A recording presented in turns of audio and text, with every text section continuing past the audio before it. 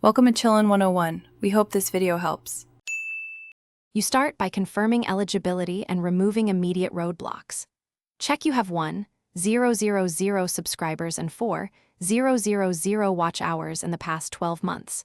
Once done, enable channel verification and two-step sign-in so your account looks trustworthy. Next, create or link a Google AdSense account and enter your legal name, physical address, and tax forms exactly as on your ID. Make sure payment threshold settings and country selection match YouTube.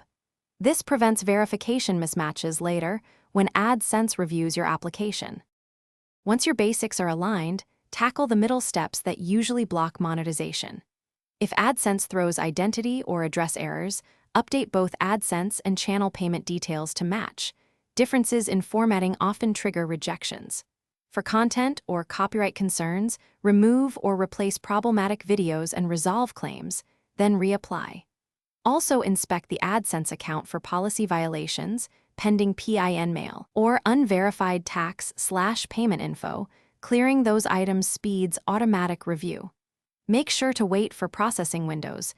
Finish by submitting a complete, well-documented appeal and preparing for the final review. You should explain what you changed and why, citing exact actions and dates. This helps reviewers see you fix the issues.